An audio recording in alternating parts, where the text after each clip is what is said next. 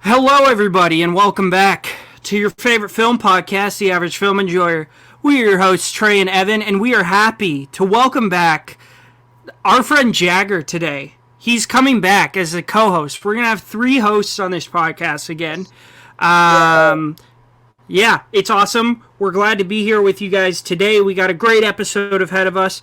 We are going to talk about some movie news, specifically about how Francis Ford Coppola is kind of a weirdo. We are going to talk about some of the stuff we've been watching recently, and Jagger and Evan will discuss their opinions on Sasquatch Sunset. Isn't that what it's called? Yep. Sasquatch Sunset? Yeah. And then we're going to play some Cinephile. I came ready to play today. I've been studying Letterboxd pages. And then we are going to talk about our 2 IMDb movies today, La La Land and Hacksaw Ridge. But first, before we get into anything, if you have not subscribed to our channel, please do that now. It's not that hard. Just exit out, smack that subscribe button, put the bell, I guess. I know I see a lot of other people on their YouTube channels say that. Yeah, I think you'll get notifications when we post new videos. Yep. I'm not 100% sure, but... You're right. Yeah? Oh, hell yeah. Leave us a comment down below on movies you think we should do when we come to a movie on the IMDb list that we've already reviewed. So these would be movies that aren't on the IMDb Top 250, but you think belong there. Comment down below some movies you think we should do. And if you're listening on Spotify, Apple Podcasts, Amazon Music, wherever, please give us a follow, rate, leave us a review. We love to hear feedback and all that good stuff. Mm-hmm. Upcoming episodes. Friday, we got Prophet yet again. I'm so excited for this one, dude. It'll be Jagger's first Prophet episode. Not his first Prophet viewing, but his first Prophet episode. Do we know? I don't have my Prophet pulled up. It's Killer Baby Mama and Daddy, and then... Oh, what's the other one? It's the one Jagger has seen. Oh, full clip for a snitch. Hell yeah. There you go. So, yeah, we'll be doing that on Friday. Yes. And then next Tuesday, so a week from today, is an episode I'm pretty excited for. I think Evan is extremely excited Very for. excited to talk about Gone Girl. We will be talking about On the Waterfront with Marlon Brando and Gone Girl, directed by David Fincher. Let go. I'll probably be talking about Mindhunter. That's an easy 5. Hold on a minute. What? On the Waterfront? On the Waterfront. It is exciting. I've never seen it.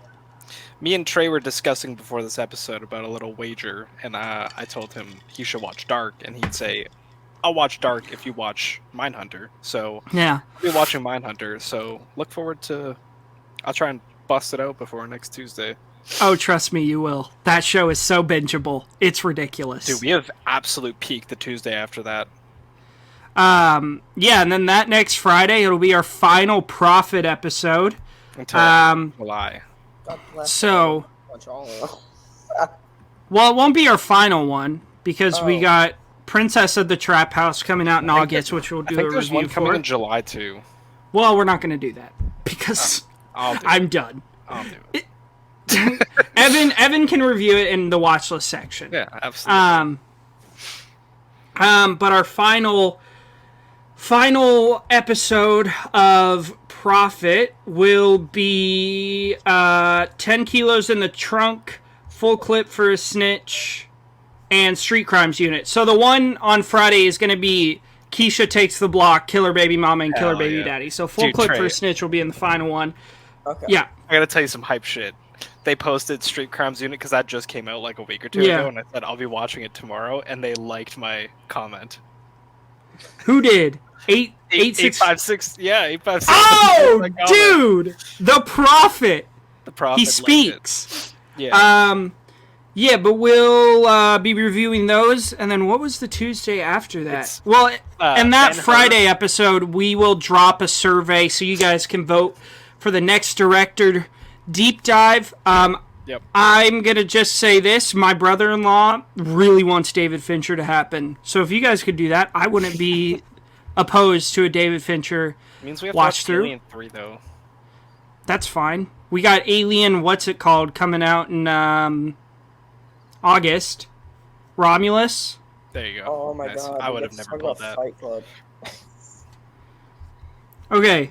Gone Girl. And then after Gone Girl Ben-Hur. and On the Waterfront, Ben-Hur and the Grand Budapest Hotel. Go. I'm so excited for Grand Budapest Hotel. Have you seen it? Is that your favorite Wes Anderson? It used to be until I saw a Yeah. little ditty called Fantastic Mr. Fox, which I watched Yes! 3 God, days in Evan. a row. I texted Evan, my this is brother- why we're best friends. Yep. I texted my brother and I said, "What should I watch?" He said, "Watch Fantastic Mr. Fox." I watched it. I showed it to my girlfriend that same night. The exact same day. I watched it twice, and then I watched it again the next day. It is incredible. It is Jagger, you've seen Fantastic Mr. Fox, right? Yeah, but the best Wes Anderson is still Asteroid City. That's fucking Oh, insane. That's a valid take. That's like my number 3. That movie It's sucks. so good. Dude, It Trey, might be my number 2. The little mole rat guy. I can't remember his name. He's got a girl's name, but his eyes turn into the Kylie? spirals. When his eyes turn into the spirals is my favorite shit ever. I think it's so funny. Yeah, I love Very that movie. excited to talk about. But yeah, those are our upcoming episodes. Please interact in our channel in any way you feel compelled to. It'll help us on our journey to be monetized, so none of us have to work actual careers. We can just do this. Which would be... Jagger, we were talking about this last week. We were like... So, someone comes up to you, so what do you like doing in your free time? Oh, watching movies. What do you do for work? I watch movies. How sick would that be? That'd be so cool. But then Jagger would be like, I'm in movies. I make movies. It would just be, I watch movies and I make movies. That's it. Yeah. All right. But yeah. Should we do some movie news? No, we got to talk about how our weekends were. Oh, right. I'm going to kick it to Jagger since Can it's I his kick it first off? episode. Oh, yeah, fine. I had Fine. a shit Mother's Day, and I want to talk about it. Uh-oh. Somebody broke into my fucking car, Oh! threw a rock through my fucking driver's side window. I saw the picture. They didn't even steal anything. I had Ray-Bans in my glove compartment. They took them out and left them on the seat. Didn't even steal anything. Just threw a rock through my window. What? Let me. That's so weird. What the hell? Let me tell you, it's costing me $485 plus tax to replace a single window. That's ridiculous. That is so ridiculous. Oh, there's my car window smashed. Okay, but other than that, how was your Mother's Day? Oh, I went to my girlfriend's parents, and her brother smoked a pork belly. 8-hour smoke. Orgasmic. It was incredible. It was so good, dude. It was so good. Sorry, Mom, if you heard that. I should have it was given you a amazing. warning. It was amazing. I knew what Evan was going to say. It was amazing. So, other than that, Ja- it was good. Jagger, how about you? How was your Mother's Day? What were you up to this weekend? My Mother's Day was good. I showed my mom the Holdovers again. Big fan of that one. Love that one so much. Yeah. But, I mean, I'm on vacation, so it's nice. Where are you at? Outer Banks, North Carolina. Really? How's the weather? It's probably super warm. It's raining. Well, So, yeah. that's not great. No, but day after tomorrow it stops, so... That's nice. How is the weather back home? Because I know over here it's starting to heat up. Like today was like 75 degrees outside. Yeah, it's like 80-something. Yeah. Here it's 76, I think. Something like that. That's why I like May so much, because it's like, it's before it gets like too hot, but it's like warm, you know? Like I don't have to wear a sweatshirt. I can just go out in a t-shirt and jeans. It's great. But yeah, I'm doing good. I watched, Mother's Day, I bought my mom flowers, chocolate bar. That's what you do. But she's vegan right now, so I found a vegan chocolate bar that was like dark chocolate with sea salt and almonds. that she really liked, and we had brunch with my sister and her 2 kids. Oh yeah, Jagger, I never told you. So you know my sister Sarah, right? Who has my nephew Silas? Yeah. Yeah, she had another kid. I have a baby niece now. Her name's Ren. She's really cute. Really? Yeah. But yeah, we hung out, and then to celebrate Mother's Day in my own way, I rewatched a film whose the mother in it really goes through it, man. I rewatched The Babadook, and we'll talk about that more once we get to watch list. But God, did I feel bad for that mom? And Evan, that one scene where she's like, "Why can't you just be normal?" You're thinking of Koba? I was thinking of Koba, dude. Jagger, have you seen this? The Koba meme? Where people are just putting...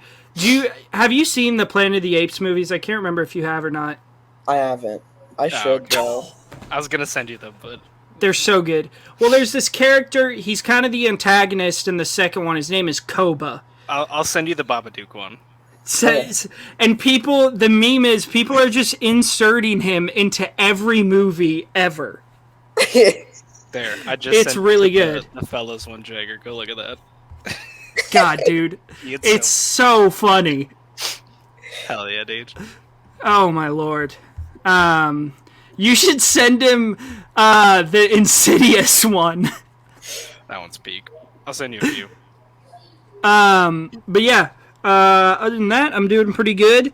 I know I talked about last episode that I got laid off, but thank goodness, got a job today. It does mean that I have to wake up at 5 in the morning every day to ride the train to work. Oh no. But shut up, Evan. We get it. You have to be at work at 5. Ugh. There you go, Jagger. A bunch of them. Oh yeah, I'm looking at them now. But no, I'm glad I'm working in a steel yard, so I just like watching Jagger's face as he's looking at these. I love that After Sun one so much. Which one's the After Sun one? It's just instead of Callum walking down the hallway at the end of the movie, it's just Koba standing in the hallway. Oh yeah. Well, I've never seen After Sun, so that Challengers one's funny. Wait, really? Yeah, I've never seen it. Yeah, I'm doing good. For a brief moment on yesterday, I was convinced that all of my games deleted themselves off my Xbox, and I called Evan in a panic, but then my hard drive had just got unplugged that all my games were on, and I was like, what the hell? All I have is Fortnite and Skyrim! This is a massacre! But yeah, let's get into some movie news. I have a bunch of post saves, so you guys kick off some stuff and then I'll rattle through. Okay. You want to talk about the I'm pulling out my Hollywood. Dude, the first thing I want to talk about is the Agatha series getting renamed multiple times. Did you hear about this, Trey? No. Okay, so yesterday, Discussing Films tweets out, this is a real post from Marvel, the Agatha series has been retitled to Agatha, the Lying Witch with the Great Wardrobe. Insane. That's such an awful name. Crazy name. Ripping off Narnia. Apparently. Oh, wait. Read it again? I didn't even think of that. The Lying Witch and the Great Wardrobe. That's so terrible. And then they tweeted 3 hours ago, Agatha All Along will premiere on September 18th. What is going on? That's a little with this bit better. Yeah, because that's a callback to WandaVision, yeah. Yeah, to WandaVision. The show's gotten like 5 different names. What's going on? I think you can use that "what's going on" phrase for a lot of stuff that's happening at Marvel right now. Yeah. Quick thing. This Friday, the 17th, Challengers comes to video on demand. So if you didn't get to see it in theaters, please, for the love of God, pirate it. You can pirate it. Don't pay for it. Dude, I'm gonna pay for it. Yeah, I am too. I'm buying that. Oh shoot! Tim Roth to play Henry Kissinger in political satire Kissinger Takes Paris. Ooh. Okay. I like Tim Roth. Do you know who Henry Kissinger is? I know the name. I don't know what I've heard the name, maybe. He was a really, really awful and very influential politician. Just not a good dude, and he just died. And I remember when he died, dude. Everyone was celebrating like crazy. On yeah, Twitter. they're like, Kissinger is dead! Woo! Oh, that was hilarious. I remember. Roadhouse sequel with Jake Gyllenhaal in the works at Amazon MGM Studios. Hell yeah. I give that a thumbs up. I gotta drop this one. Nicolas Cage is officially set to star in the live-action Spider-Man Noir series for Prime Video. Steve Lightfoot, who made The Punisher, and Oren Uziel, who made 22 Jump Street, will serve as showrunners, and Henry Bradbeer, who directed Fleabag, will direct the first 2 episodes. Yep. Oh, that's a good pick. Yep. Yeah, at this point, anything Nick Cage, I'm down. Dude, holy shit. Trey. What? Mortal Kombat 2 releases next October. God! I love dumb, fun action movies. Jagger, have you seen Mortal Kombat? From I shut one of them off. I don't remember which one it was. But probably the one from the 90s. Dude, this new one, if you're a Mortal Kombat player, it's really fun. There's this... I can't even explain it. I'll show you the scene after, Jagger. Okay. But Jagger doesn't like action movies, so I don't think he'd be a fan. Because the reason you watch that movie is the action. True. Okay. It's a pretty bad movie, but the action's fun. It's so awful, but the action is sick. The whole opening scene is like a samurai fight scene. It's Hiroyuki Sanada, one of the best Japanese actors of all time, popping off. Yeah. Dude, Very oh my god. Something I'm super, super excited about. A live-action Tomb Raider series is officially in the works, moving forward at Prime Video, with Phoebe Waller-Bridge writing it. Hell yeah. I love Tomb Raider. The remake games, the old games, I've played all of them. This was what I grew up on. I had a Tomb Raider Legend PC ROM disc for my family computer that I would play when I was 8 years old, and it was my favorite shit. So I'm very excited for that. Do they have a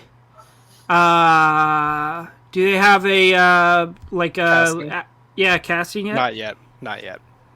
Okay. Well, I don't think we ever even talked about this. It kind of happened under the radar. We got our casting for Batman the Brave and the Bold. Wait, what? I'm pretty sure. Let me fact check this. Wait, for who? For Batman? Yeah.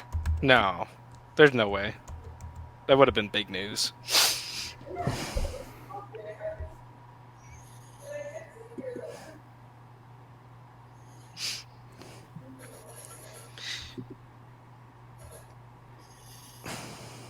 Hey, Batman. Here, you guys keep rattling them off. Yeah, okay. The other one I saw, Supergirl Woman of Tomorrow, will release June 26, 2026. Millie Alcock starring as Supergirl. Really cool.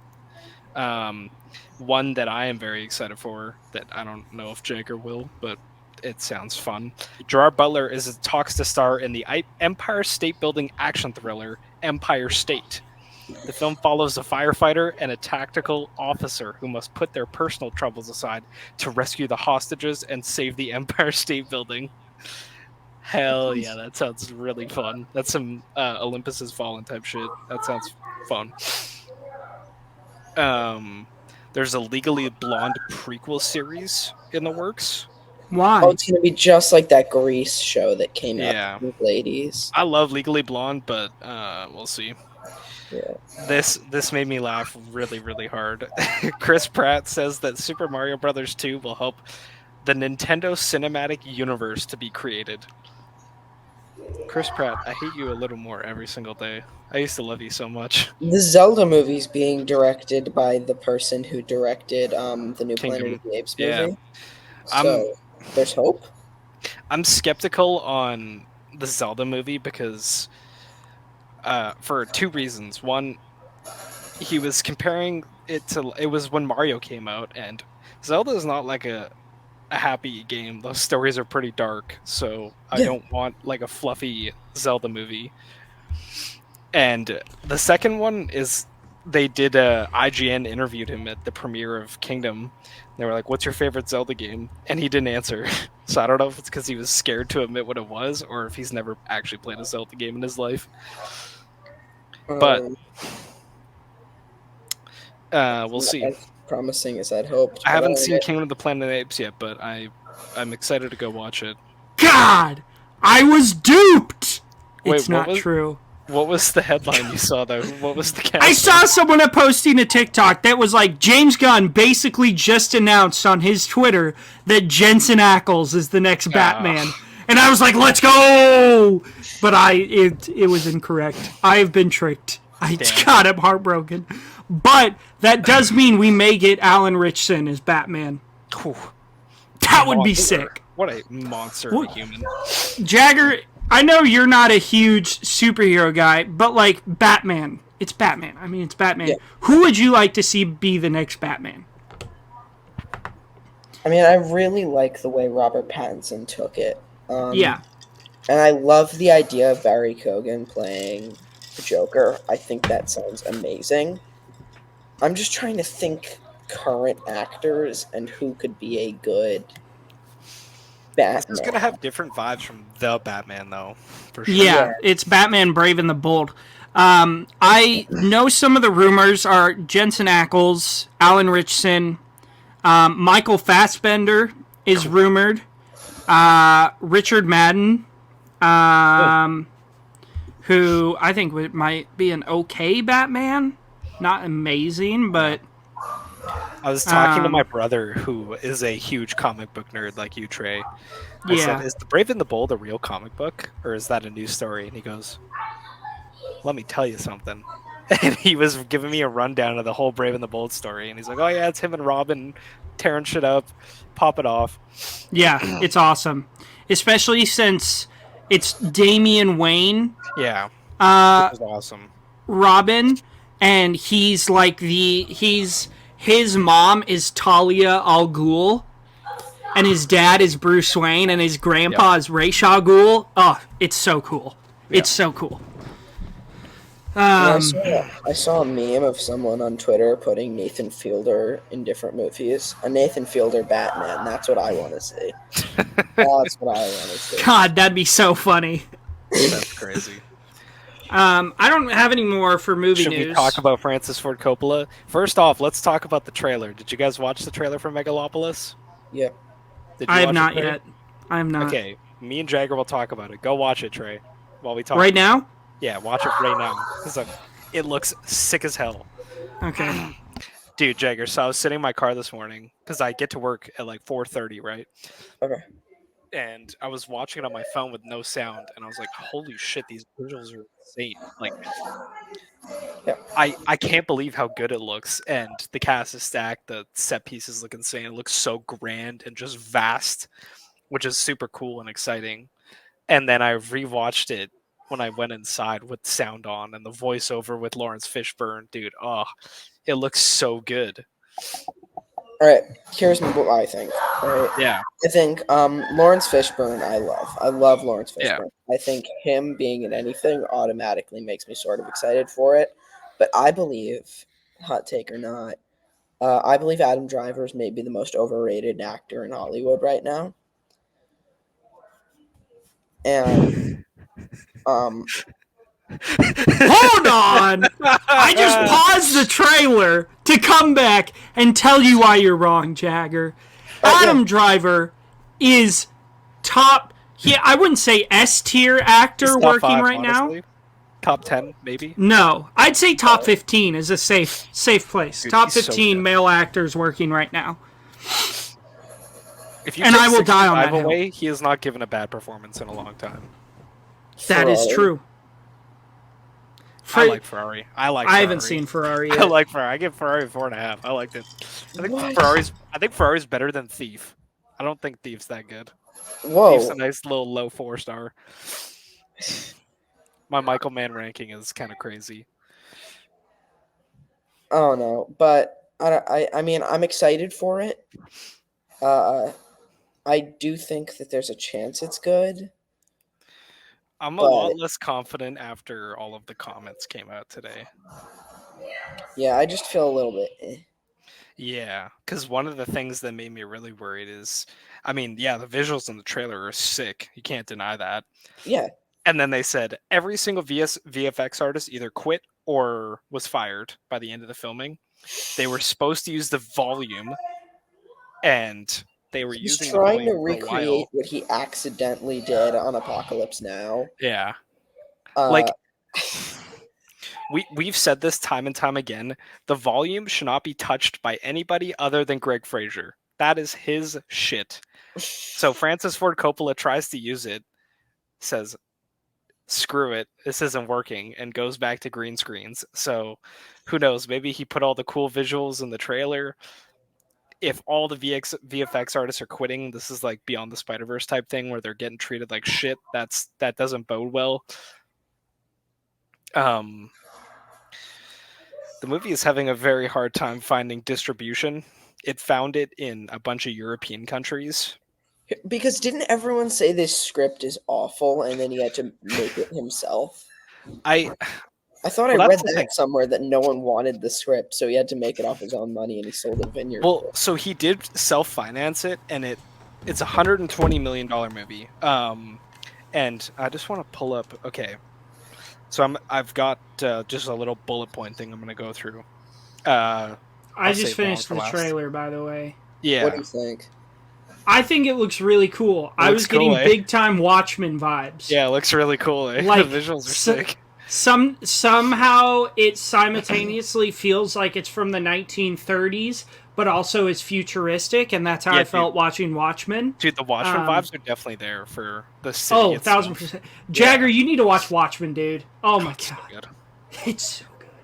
Okay. And even though Real Takes just made a video about it, like shitting on it, which I can't forgive him for, you need to watch the movie. It's that's so awful. Damn good. He also made a video hating on The Hangover. I like The Hangover. I love The Hangover. There are quotes in that I would like to quote on this podcast, but I cannot. Third favorite comedy of all time for me. Love The Hangover. Yep. Really? Yeah, number 1 is Tropic Thunder, number 2 is Borat, and then number 3, The Hangover. Oh, I love you. Dude, when I get married, Beth is going to she's going to divorce me immediately because I'm just going to go, my wife. My wife. Very my nice. Wife. Very nice. How much? All right. Yeah, okay, I'm just going to run through a few of these bullet points because there was a huge article that came out from The Guardian today about Megalopolis. So he has been writing this movie for a long time, like 30 years or something. Right? Yeah, long time, and he couldn't find any financing, so he paid for it himself. Rewritten around 300 times over the years. That's insane. Coppola would reportedly sit in his trailer for hours smoking weed while the cast and crew wanted to film. All right. Here's a damning one. Crew members said it was like watching a train wreck unfold day after day, week after week, knowing that everybody there had tried their hardest to help the train wreck be avoided. Most of the VFX team was either fired or quit halfway through filming. And then this is crazy. So this trailer is just the first half of filming. Yeah, dude, this trailer is just like, yeah. Got it. But this is the quote I hate the most, except for the kissing thing, which we'll talk about in a second. But reportedly ditched the volume for more traditional green screen. And then this is a quote. His dig at us was always, I don't want to make a Marvel movie. But at the end of the day, that's what he ended up shooting. That is a damning quote for Francis Ford Coppola's magnum opus that he's been crafting for tens of years. Francis Ford Coppola, director of The Godfather and Apocalypse Now, has made something comparable to Ant-Man and the Wasp: Quantumania. Yeah, that's not good. That's crazy. That's really scary. Right? So, dude, it's crazy. This trailer drops this morning. I'm like, this movie looks insane. And then my excitement was just like... But the big one, Francis Ford Coppola would allegedly pull women to sit on his lap and try to kiss extras during one scene in a club to get them in the mood. What That the is fuck? disgusting. That's disgusting. How old is Francis Ford Coppola? He's As a quick- 85. There you go. Yeah. That's insane. So, not a good day for Francis Ford Coppola. Mega creep. Being a little weird, as Dude, Trey says. Mega Creep creates Megalopolis. Holy shit, that's Ooh. crazy. So, yeah, I'm pretty skeptical now, especially the VFX team and the Marvel quote. Like, that's really scary. I'm still going to watch it. I'll probably go see an IMAX.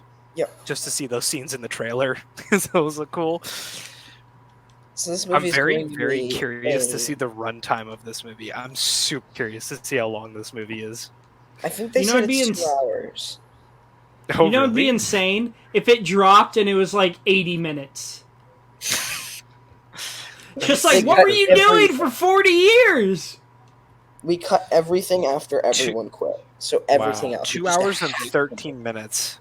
2 hours and 13 Man, minutes. I could see this being like 3 hours long. He's Yeah, I not. thought it He was gonna never be like shies 2.5 away. hours. Yeah, at least 2.5 minimum. Yeah. So we'll see. Who knows if we even get to see it with all these. I brought up it's not the same at all, but Jonathan Majors doing Magazine Dreams premiering at can't Is this remember which movie film festival. trying to get itself in as much trouble as physically possible? Yeah, so they The best? premiered it. I think it was at Sundance. I can't remember, but Tyler from the Real Talk podcast saw it there, and that was early January or something. And this movie is fucked, and it's never coming out because Jonathan Majors is a scumbag. And given that this movie cost $120 million and Francis Ford really Coppola needs sucks a lot of money. That he's a scumbag because he is so good as Kang. Oh, Jonathan Majors, yeah. Dude, oh my lord. Yeah, he's really great, but I'm pretty scared that Megalopolis will not see the light of day past Cannes Film Festival. It's premiering next week, I think, so shit, We'll see. We'll see. Yeah, I'm excited. I'm just excited for Kinds of Kindness. That's all that matters. Oh, me too. That's all Yeah, that's that left. looks sick. That looks sick. Should we do watch list? Yeah, let's do Yeah. it. Let's kick it off. Who wants to kick it off? Jagger should kick it off. He's got the most. He should. Okay. How many do you have, Jagger? 9. Is that Okay. including La La Land? No, I didn't rewatch La La Land. I Oh, saw okay. La La Land pretty recently, so I still remember. Okay, then yeah, go ahead. Because All me and right. Trey just have 6. So Okay, you can do so 2 shall now and then we- go to 1. Read 2? Okay. Yeah. So I'm just gonna start where it starts. Baby Reindeer. Man, oh man, have either of you seen that? I want to watch No, it, but I It's don't I think I plan will. to. Okay, so I won't spoil a thing, but my I have God, a what very ride. hard time watching sexual assault scenes, and I don't want to watch this. From what I heard about episode 4, It's really not graphic. Honest Okay. to God, it's super not graphic. okay, Coming from me, a 14-year-old is telling you, it's not bad at all. Like it's All right. watch with family. It's if you're okay. Okay. with that, it's not that bad. In fact, I don't think there's any nudity in the entire episode. If I'm not mistaken, none. So yeah, do with that what you will. And then Nathan, for you, Finding Francis, the final episode film. My God, what a masterful breakdown of the persona that is the Nathan Fielder character. Really, really great. can you tell me what this is? Like you said, it's the final episode. Final episode of what? Nathan, for you, the show. Oh, I didn't. Oh, that ended. Yeah, Oh it shit. ended when? A couple years ago, I think. Something like Oh, it was a that. while Okay. ago. I don't Yeah, know. He does a lot of stuff. but yeah, final Yeah. episode, absolutely incredible. Heck yeah. Do you guys ever watch golly with oh god, what is it? I can't believe I'm blanking right now. This never happens to me. Shit. It's on Netflix. It's the sketch comedy show. The Tim Robinson one. Yeah. God, what's You that Should Leave. called? I think you should leave. I think you should leave. I think you Yeah. should leave. I wanted to say I'm thinking of ending things, but I was like, no, that's the Charlie Kaufman movie. Are you guys I think you should leave fans? I've seen every episode at this point. I love it so much. It's great. Evan, are you? I've seen like 2 episodes. I think it's pretty funny. Yeah. God, dude. I don't know why, but I hold Nathan Fielder, and I think you should leave in the same realm of type of comedy. Yeah. Nathan Fielder's really strange. So it's an awkward, I don't know if I should be laughing right now comedy. I think Tim Robinson sort of does as well. So I see where you're coming from, yeah. Well, 55 burgers, 55 fries, 55 chickens! Do you want me to go there, or do you want to go? Yeah, go ahead.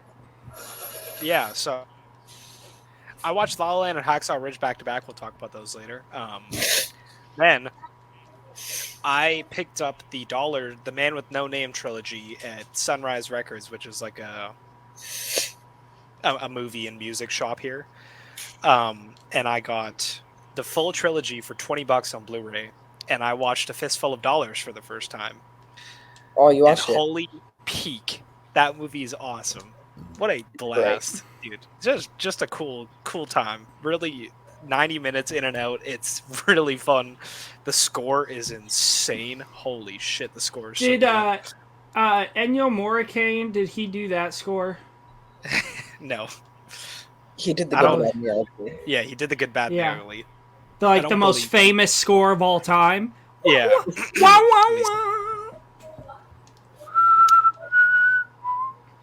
Okay. Do you want me to go? I'm gonna watch that soon. Yeah, go ahead. But yeah, Fistful of Dollars is a blast. It's so good. Yeah. So we finished recording on Saturday, and I have been locked out of Disney Plus for about 3 months on my computer. And it's made me real sad because I can't watch the greatest video game / sci-fi movie of all time. What? It was Ennio Morricone. Sorry. Yeah. So I finally got back into Disney Plus. Evan, try to guess the first movie I watched logging back into Disney Plus. Best sci-fi movie. And video game adaptation. I'm trying to put it video game adaptation. God, I bet even Jagger could guess this. Jagger hates this movie. Oh, would that just so happen to be Tron Legacy? Yup. Oh. I rewatched Tron Legacy because it is so goddamn good. Jagger, I don't care. Maybe the best score ever made. You'd think Ennio Morricone cooks up a score? How about Daft Punk cooks up the best score ever made? That club scene frame when they're in the tower. Oh my god! The End of Line Club. Oh my god, dude, it's so good. Dude, that movie is it's my version of crack. I can't live without it. It's so damn good. And if I'm not mistaken, Cillian Murphy took his name out of the credits because he thought the movie was that disappointing. I don't care. That's his fault. It's a cult classic. It has a huge following. People hate because it's amazing. And that movie bangs too. Yeah. I put Speed Racer and Tron Legacy like this, where this is Tron and this is Speed Racer. Yeah, but they're for both sure. Tron Legacy is masterful, dude. Yeah, it's so good. Biodigital jazz, man. Dude, it's so good. It's so good. What a fun movie. It's so good. All right, Jagger, give us your next one. All right, my next one, if I'm not mistaken, I rewatched Asteroid City with my grandparents, and man, Peak. I feel like everyone who watches that movie it's just pleasant. I feel like it's a happy movie, man. It's just pleasant. And sometimes that's what you need. You just need a little bit of a pick-me-up movie. And it is that, but it's also funny and a little bit dramatic. There's a lot going on in Asteroid City, and I love that so much. So, yeah, that's my favorite Wes Anderson.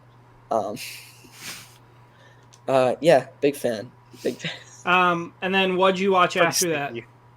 Jackass 4.5. Oh, I had never seen it before. I had seen all the other Jackass movies. I had seen all the other 0.5s. I just hadn't seen. I didn't know 4.5 came out. But yeah, really good. 4.5.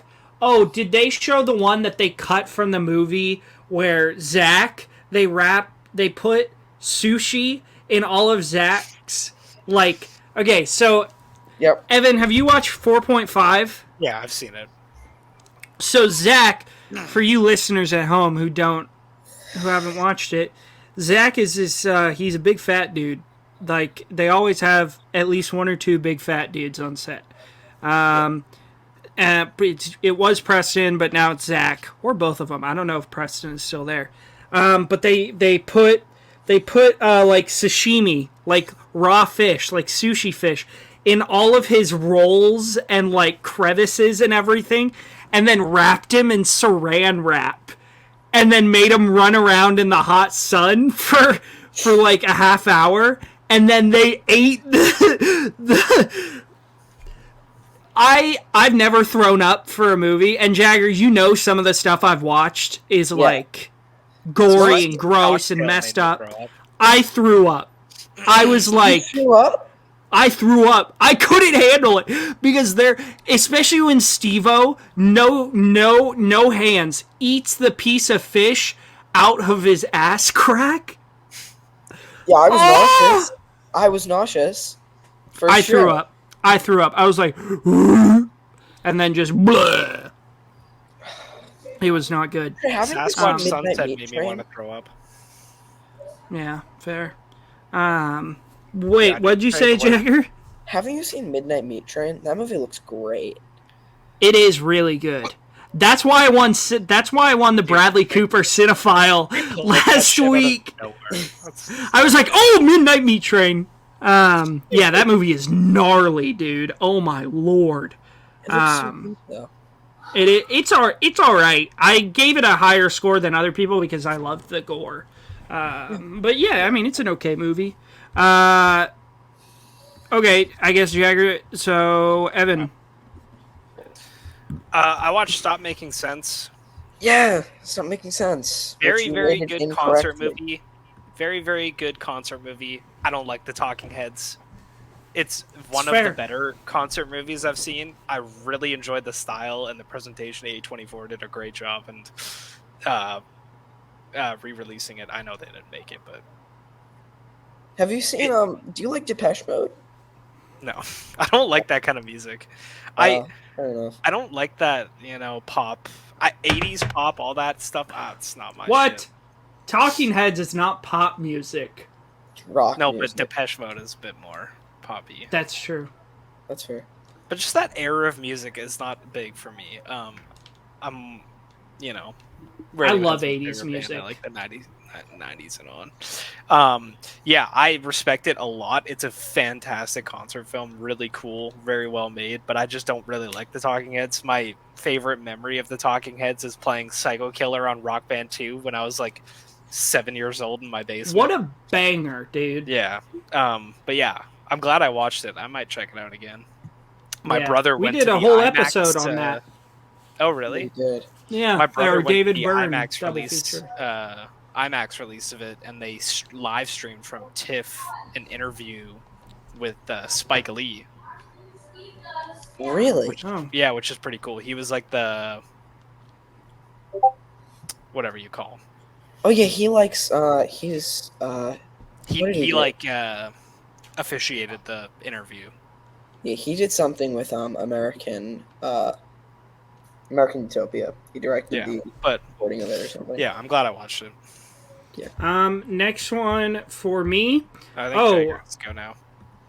No, I didn't go. Yeah, it's Trey. Oh, sorry. What are you trying to skip me? He's back for not even an hour, and you're already trying to butt me out of the podcast. Jeez, man.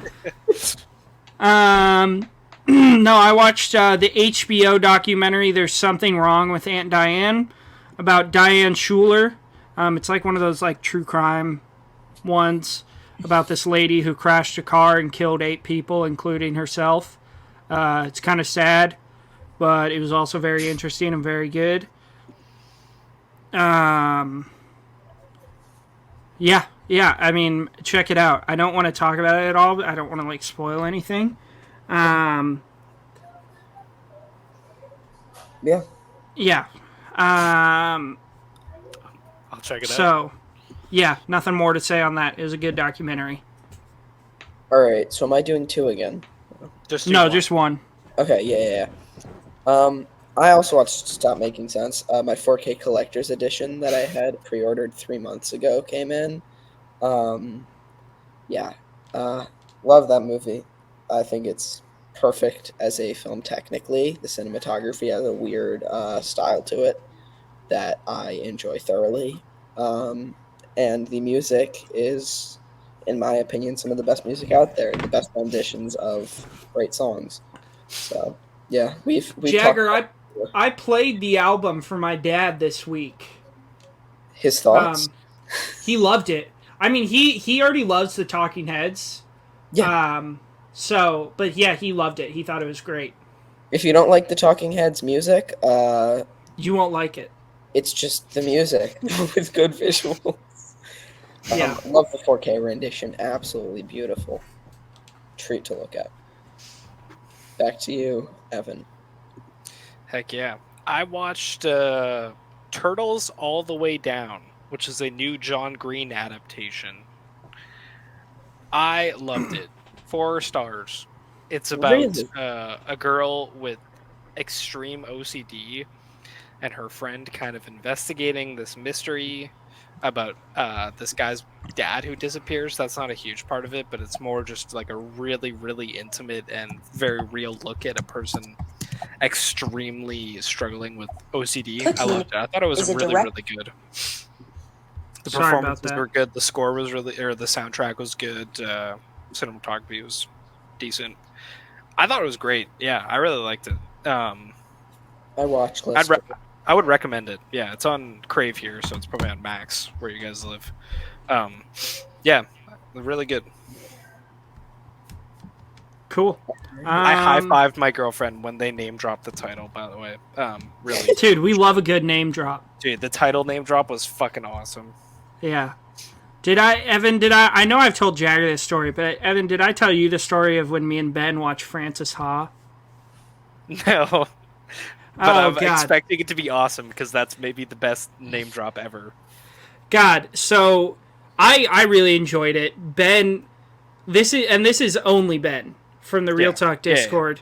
Yeah. We've had him on a couple times. I don't know if I've had him on while Jagger was here. I know he's been on a couple times to like fill in when Jagger couldn't make it. Really good dude. He was the first person that reached out to me from the Real Talk Discord and was like, hey, you want to do a watch party tonight? And we watched, we like hopped in a call together and I was like, hey, what's up? I was very nervous because I was like freshly sober too. And I was like, God, what am I doing? And he was like, so what do you want to watch? I kind of want to watch American Graffiti. And I was like, yeah, sounds good. So we watched American Graffiti. But getting to Francis Ha, we were pretty close by this point and we were watching the movie and he was a lot more into it than I was. And I mean, Jagger, have you seen Francis Ha? No, but you can spoil the name drop. First of all, you should watch it. It's excellent. It's really excellent. The name drop is literally the last shot of the movie. Yeah. It's about a woman finding herself in her 20s. It's a coming of age. Yeah. The final shot of the movie is her like getting an apartment and she goes down to her mailbox to put her name in. Her name is Francis Ha. And she slides, as the movie ends, she's sliding like her name into the mailbox like name slot. And as we were because you can tell it's coming, as we were leading up to it, I'm just listening in my ear to Ben going, peek, peek, and then she does it, and he's just like, oh my God, it's so peak! Ah! Hell yeah, dude. Dude, it was so funny. I was laughing so hard. Dude, you should watch Francis. It's like 82 minutes long too, Jagger. It's really short. It's awesome. Greta Gerwig, Noah Baumbach. Yeah. Although Adam Driver is in it, so I don't know what you're going to do. No, he plays an artsy asshole in it. He does, and he's really good at it. He's so good at it. Oh, I love it. I'm going to rewatch Francis. Yeah. But my next one, that's right. It was Mother's Day, so I watched The Babadook. So I don't have this rated as like one of my all-time favorite horror movies, but there are few horror movies that make me more uncomfortable than this one. this film, whether it's like the sound design is incredible, the Babadook, or the performance from the kid is insane, just an absolute demon of a child. And this is a big thing, the editing. It's the editing and the cuts between scenes are so abrupt and unexpected. It like makes you feel so. This movie just really succeeds at making you feel uneasy and uncomfortable.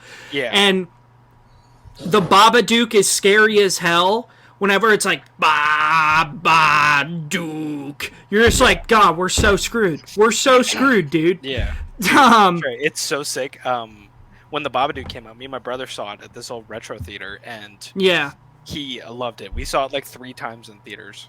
It's one of my favorite horror movies. I would be screaming if I saw that in the theater. That's why I don't go see horror movies in the theater, because if I'm in the theater, I scream because it's too big. I'm like, I get too amped. What was the first horror like jump? I saw. Do you guys remember Lights Out? Yeah, dude, Lights Out. Yeah. I saw that in the theater. That was my first time seeing like a true jump scare horror movie in the theater. I screamed multiple times. I knew they were coming, and it still got me. Oh my gosh. Hell yeah. But yeah, my brother loved the Babadook so much that Jennifer Kent, the director, was selling props from the movie set. And he bought the Babadook. Cost him $400. Only $400? A real life Babadook book. It is exactly the way it is in the movie. It's got a little bit more, a couple extra pages. Came all the way from Australia. It took about a year to get here. It is of the coolest things I've ever seen in my entire fucking life. It is insane. It's got the pop-ups. It's the exact same as the movie. It's so cool. I'll have to get a video of him flipping through it, and I'll send it to you guys. It's awesome. I'll just Does he still have it? Oh, yeah. Oh, it's like his prized possession. Oh, it's awesome. Oh, my gosh. It's sitting on his nightstand, propped up. This haunting-ass red book, dude.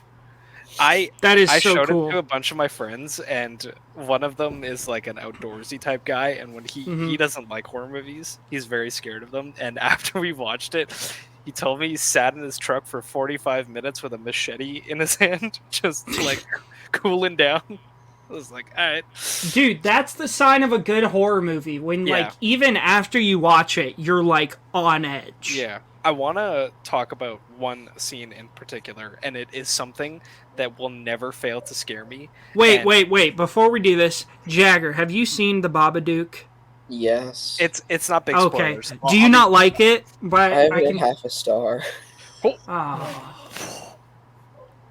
What? That's why I haven't said anything. I feel and bad. now officially Jagger Nelson has returned. That's crazy. We'll get to that in a second, but we're gonna glaze a little more. And I was listening to the Film Scoop. Shout out. We got to do our, every episode Film Scoop shout out. Our episode Film Scoop shout out. Yeah, so they were talking about Gonjiam Haunted Asylum, and I don't know if you've seen it, Trey. Huh. You have to watch it, dude. It is genuinely scary. You'll love it. You'll fucking love it, dude. It's so good. Is it as scary as Hell House? It's scarier. It's way scarier.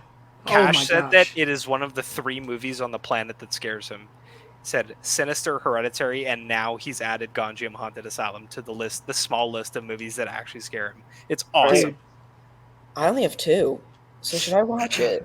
Yeah, dude, it's awesome. Watch it. It's really, really good. The first half hour is kind of goofy, and then the rest is so good. Oh, it's awesome. But you know the scene at the end of the Babadook where she's looking at her husband? Yeah. And the entire background is dark, and he's talking in that distorted voice, and it's like that close-up. Gonjiam has a scene like that. That type of shit scares the shit out of me. I hate it so much. Like those really intense close-ups on faces, and it's quiet. Hereditary has them. That's the stuff that really gets under my skin. Mm-hmm. And when he was talking about Gonjiam today, I was like, man, I need to rewatch that. Like, there's this scene at the end that's like that. And yeah, Gonjiam is awesome. Yeah. It's a found Jagger. footage horror movie. It's awesome. Yeah. Jagger, what are the two movies? Requiem for a Dream, I think, is one, right? No, Requiem for a Dream just really disturbed me. But as far as movies that have actually scared me, the 12-minute short, Possibly in Michigan, stayed with me big time. Okay. That one freaked me out bad. Mm-hmm. The other one's Skinamarink. I have not stopped thinking about Skinamarink since I watched it about a year ago. That's crazy. I need to watch it. It's not that disturbing, but the place I'm staying at has a pinball machine. Skinamarink very Hell good. yeah. Yeah, I love pinball. Oh yeah, go ahead. I saw Skinamarink. I watched it with my girlfriend. We slept with the lights on the day we watched it. There's something about the darkness in Skinamarink that's so. But I think Skinamarink might be the least rewatchable movie on the planet. Yeah, I've seen it twice. I don't ever want to touch it again. It is so slow. It feels like it's 3 hours long, and that is not necessarily a bad thing. I'm not on the side that hates Skinamarink. I actually think it's really cool and very creepy, and it has a lot of moments that I really enjoy. But for that day I watched it, and the next couple days, it was there. It's fucking creepy. It's really creepy. It doesn't have jump scares. No. It has. I'll do this. It has a scene similar. Don't say anything. I'm gonna watch it tonight No. because you guys are hyping it up. Okay. I'll keep this very, very, very vague. It has a scene very similar to that scene in *Malignant* where the sister drives to the insane asylum and it's creepy as shit, and then nothing happens.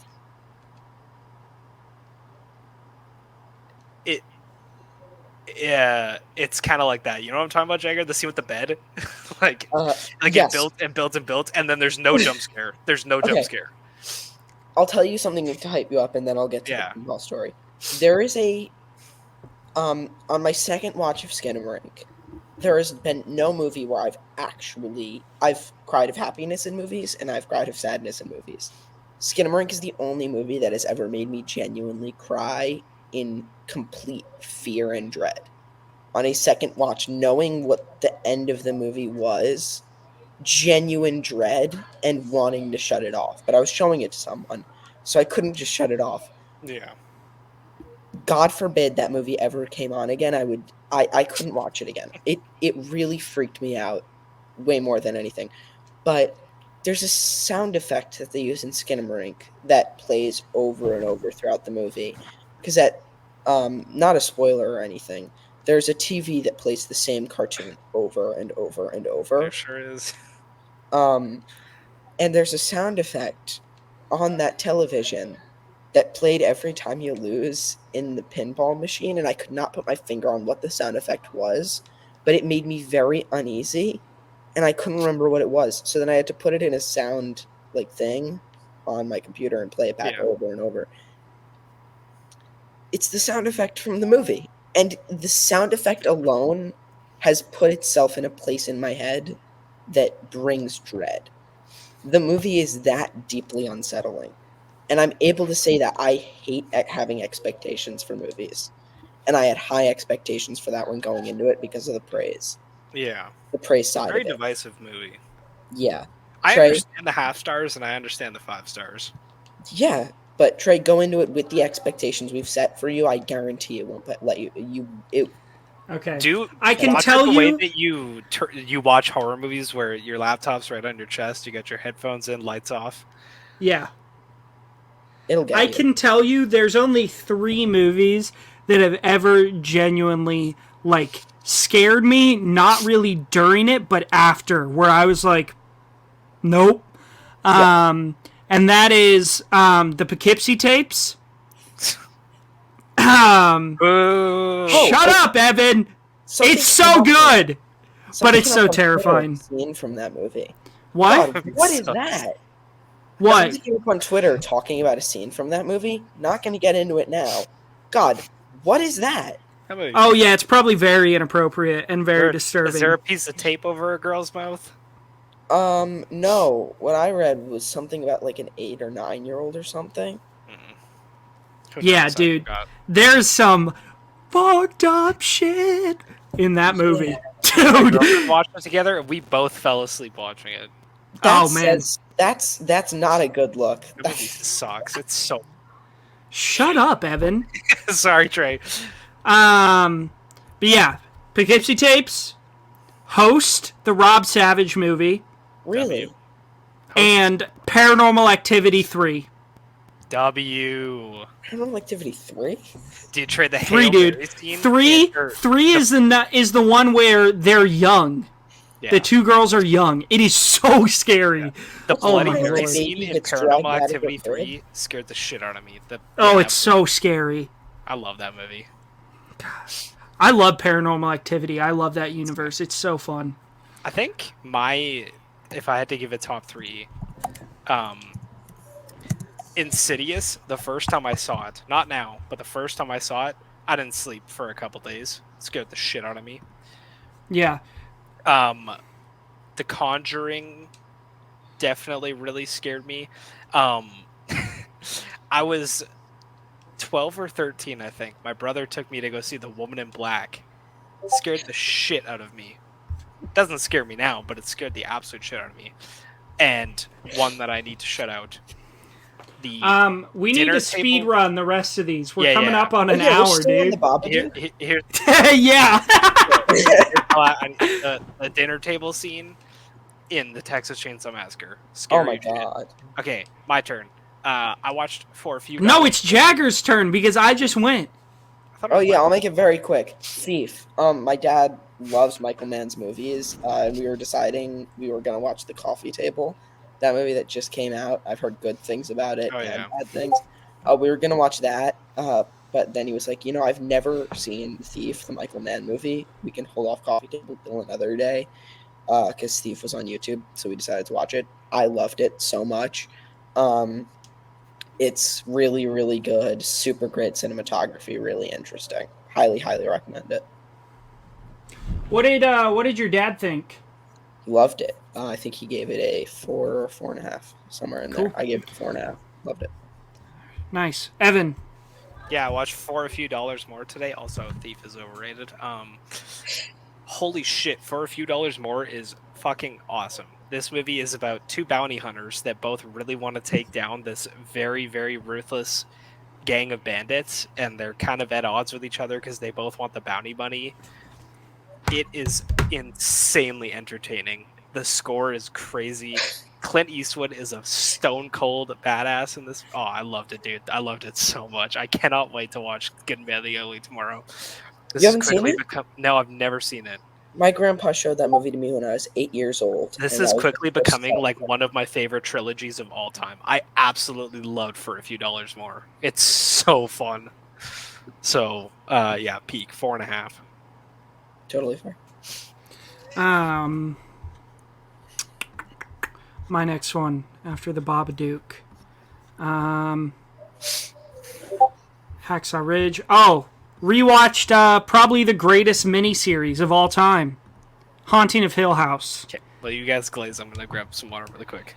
Jagger, have you watched Hill House? I watched the first episode of one of them. I don't think it was Hill House. Some show that Mike Flanagan did, and I said, no, not for me. Dude, you gotta give Hill House a chance. It's outstanding.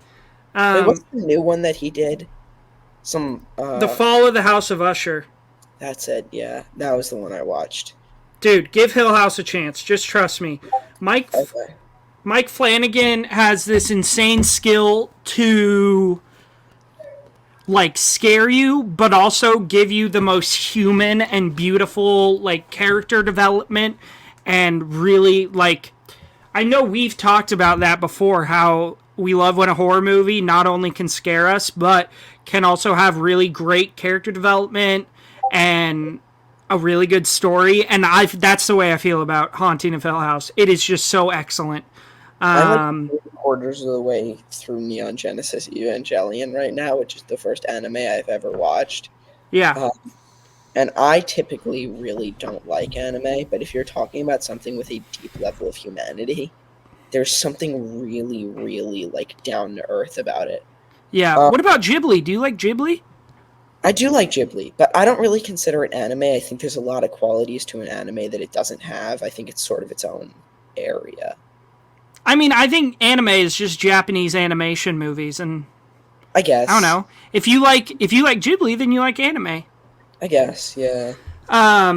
But I know what you mean, like the Dragon Ball Z's, Cowboy Bebop, that kind of stuff you've never been a big fan of. I can't say I've never been a big fan because I haven't really tried any of it. But from the animes that I have seen, that people have recommended to me, I've really enjoyed them. There was this one that was kind of like the movie Death Race that I can't remember. I think it was... Who's in the Real Talk Discord is the anime... Is it Baberoni? Yeah. Yeah, he recommended it to me in the film raffle, and it was pretty peak. All right. Yeah, wait, whose turn is it? Who just went? You did, Jagger? I did. I Yeah, did. you just went. So, Yeah. now it's back So to you me. go now. Okay. I've already talked about the holdovers before on this podcast, so I'm going to quickly take an opportunity to bring up challengers. This guy. Evan, you have it at a 3.5. 3. I dropped it again. Okay, you have it at a 3. This is my number 4 of all time after seeing it twice in theaters. That's fucking insane. Let's talk. Oh yeah, let's talk. What do you not like about it? Because Okay. I genuinely couldn't name one thing. Okay, I'm going to spit, and I want you to bear with me.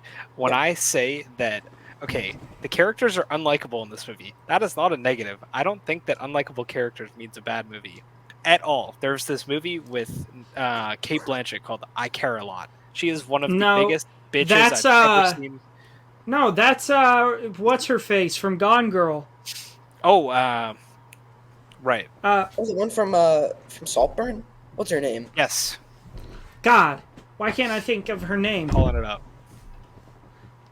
She was Rosamund just Pike. nominated for Rosamund Pike. Rosamund Pike. Yeah. There you go. Yeah, she's an absolute bitch in that movie. I don't think that's a bad thing.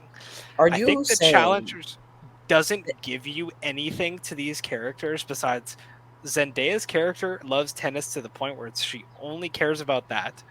Mhm. I gotta pull up their names. Art Donaldson and Patrick Art. Smythe? Yeah, okay, so Art is the best character in the movie by Yeah? far. But again, he's in love with Zendaya, yet okay, Trey, you should just like deafen for the next like 2-3 minutes. Or take care of him. Yeah. Okay. Okay. Yeah.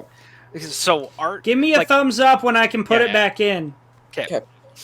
Art cares so much for Zendaya, but she only gives a shit about tennis. So then he's like, but he wants to retire, right? So he has the most to chew on, right?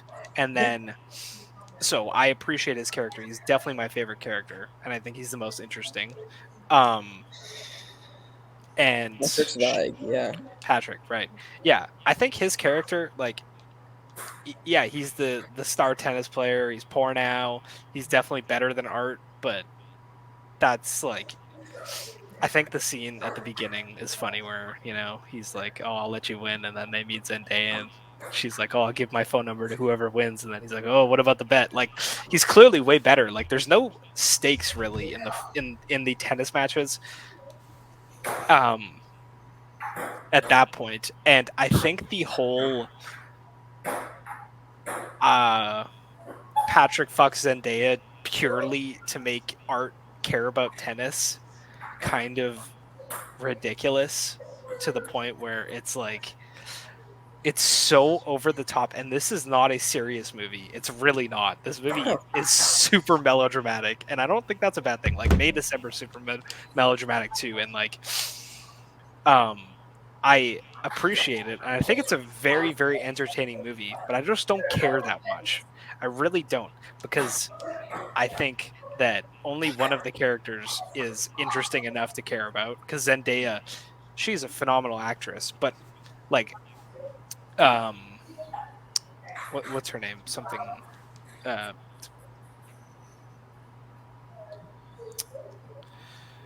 Tashi.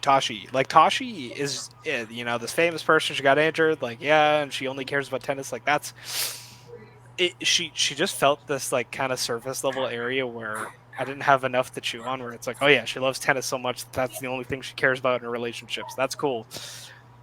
So I think the movie is wildly entertaining, and the shot selection is super fun. The score is fucking awesome. Trey is gonna love that score because he loves the Tron Legacy score. He's gonna love the Challenger score. So I think it's a really fun movie, but I just found that the characters didn't give me enough to care. And I think the final scene is so ridiculously over the top, and it makes it.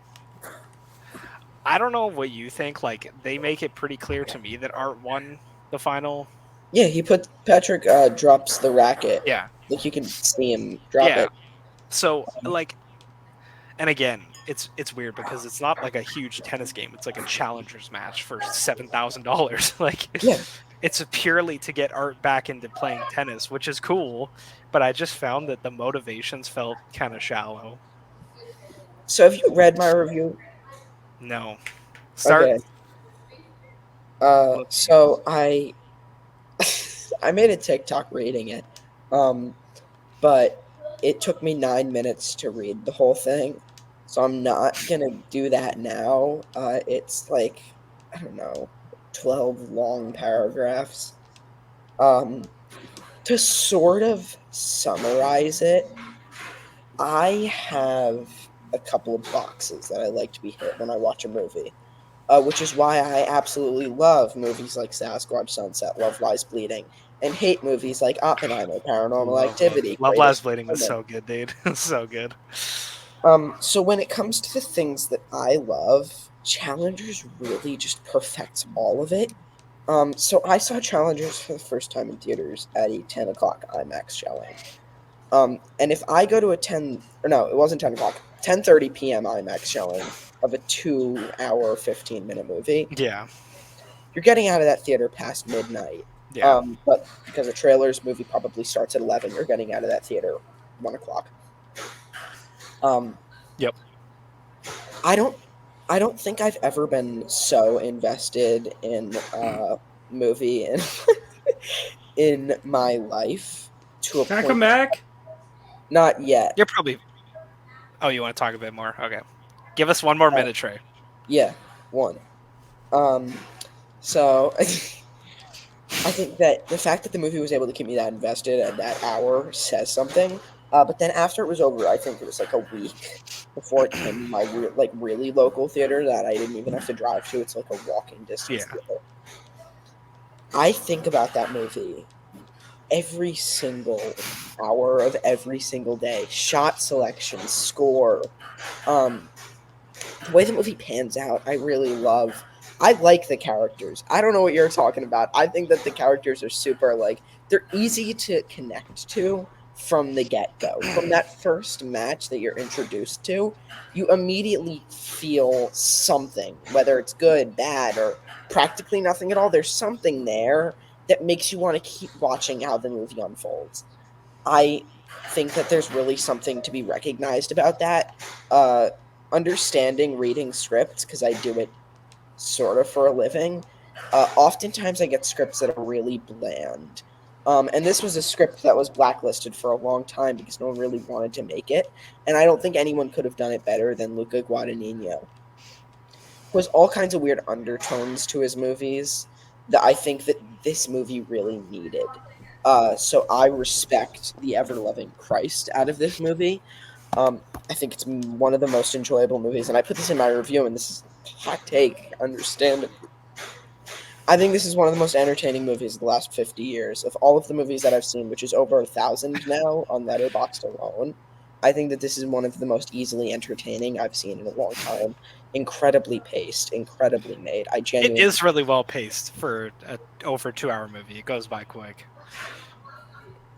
Say what you will. I understand your opinion, but we'll get into Sasquatch Sunset later. Yeah. Trey. All right. Yeah. Just summarize Evan, you wanna... what was said. I love that movie. He doesn't. Yeah. I like it. He loves it. He liked it. Yeah. Evan, you want to give us your next one? Yeah, my last one. Because oh boy, the other one I watched half of, and I don't want to talk about it because I know Trey's gonna shit on it. I watched half of it, and then we started recording. I'm gonna watch it. Hold on a minute. If you've only seen half of it, you have I've no seen it right to talk about it. multiple times. It's Oh, 10 Things wait. I Hate About You, the best romantic comedy I of thought the you were talking about 1990s. Sasquatch Sunset. No. Okay. Sasquatch Sunset is one of the most pretentious films I've ever seen in my entire life. It is extremely pretentious to the point where, okay, so the whole film is very cathartic and trying to push this whole thing about human nature and life and death and all this, and it is backed by the most graphic visual shit I've ever seen. I That's literally incorrect. wrote in my review, let me read my review. It says, Okay, I there's felt like I was watching Solo with all the shit eating and two weird scenes, sex. and defecation is never ingested. They literally eat diarrhea coming out of a fish. Coming out of a fish. Yeah, they pick up this fish and shit is coming out of it and they're drinking it and they pass it over and then they cut the fish open and eat it. They are drinking diarrhea out of a fish. This movie Okay, is so you're comparing it to Solo? Yeah, because Solo is full of eating poop and weird sex. It's the same shit. Okay, so this movie, it uses these weird ass sex scenes, these weird primal moments to push this, like, oh yeah, it's like the start of humanity. It's like even these weird primal monsters who have an ounce of the beginnings of civilization ship. They can only count to 4. They can do this and do that to push the human emotion. And I think that the movie is so over the top to a detriment where it puts you out of the film to a point where it's like, oh, I don't give a shit about this because this movie is so fucking weird. I like weird movies. This should have been maybe 40 minutes long. Give me 10 minutes per season. I think that the death scene with the log, hated that shit. I think this movie is so over the top and weird. And I love weird movies. I love weird movies. But this movie has so little to say and is so stereotypical, and it's like the human experience and life and death and emotion, bringing a child into its world, all this, that it just uses the weird shit to hook you in and try and push you over to try and convince you of something. I really don't understand who this movie is for. I think it's Me. fucking, yeah, I don't get it. It should have been a half hour, 40-minute short film because it's pushing narratives that you've seen before about the journey of life. Go watch The Tree of Life if you want something about the human experience. Go watch Terrence Malick films. They'll give you a better perception of this. Edward Yang films as well. I haven't seen any, but I trust you. I do want to watch those soon. Very good. I need to watch Yi, and Brighter Summer Day, but I gotta carve out some time because they're long. But I find that this movie is painting an idea that's been done in film many times, backed by some fucking insane visuals that are so weird. The road scene, I sent the scene to Trey of them on the highway shitting and spraying titty milk everywhere. Like, it's so over the top to a point where it's like, yeah, I don't know. Okay. I really thought this was just super pretentious. Putting that scene out of context does no justice to that film at all. And I'll tell you, I read a million reviews of people just like you saying, I felt like I couldn't even understand how a movie like that could be made. Not aimed at you at all, but what I said, I think on a Twitter post or something, I said, grow up. Which Evan, you dumb idiot. God! I got a 14-year-old telling me to grow up. Damn.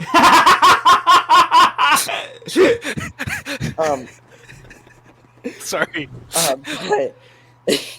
But when I got out of that theater, I had seen it with my dad. And when I had seen it with my dad, we went in. He said to me, Jagger, if this is anything like Poor Things, I'm not going to like this. Because he loved Poor Things. But when you put Sasquatches and no dialogue with Poor Things, because he had read people are leaving theaters, people are vomiting, he said, this is going to be, I don't know.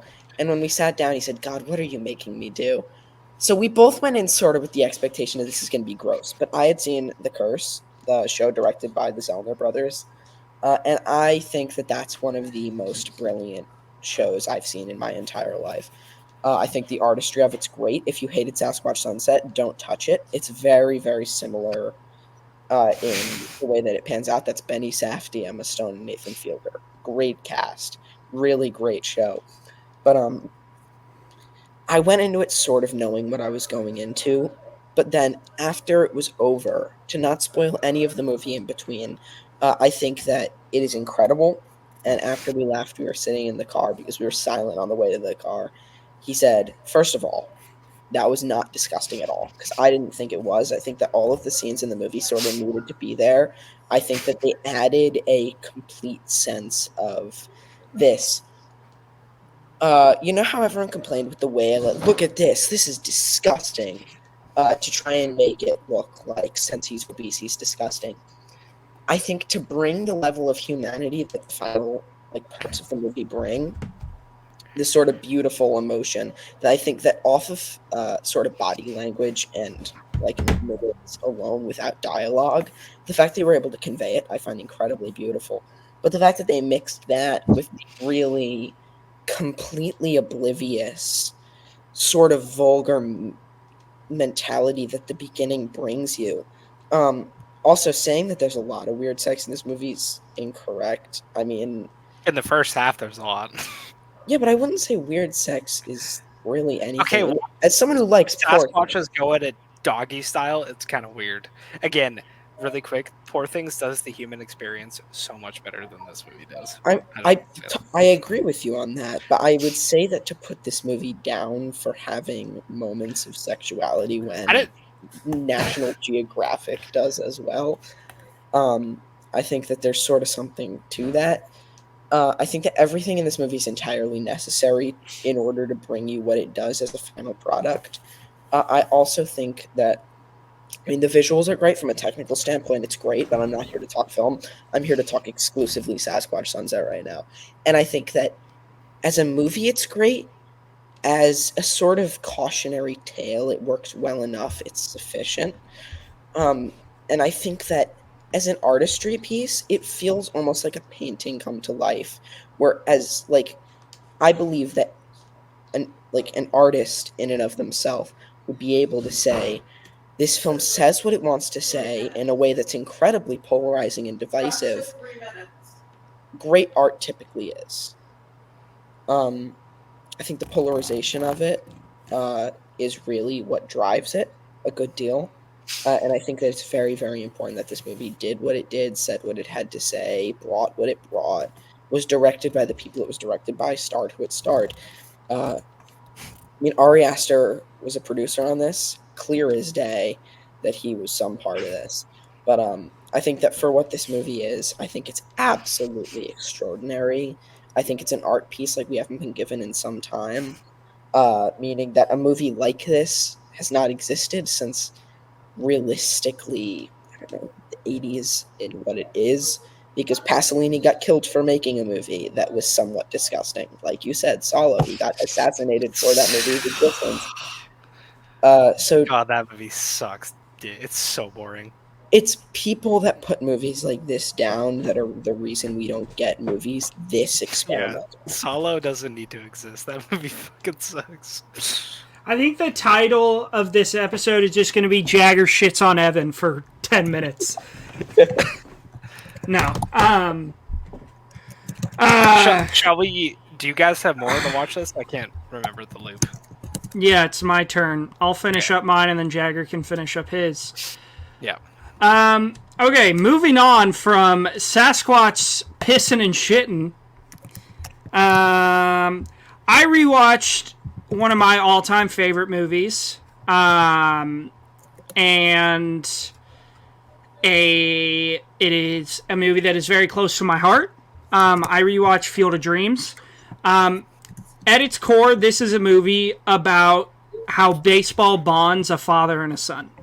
And growing up, baseball has been a very important part of me and my dad's relationship. And me and my dad are very close, and we still watch baseball together and talk about baseball. And this movie was like our favorite movie to watch together growing up.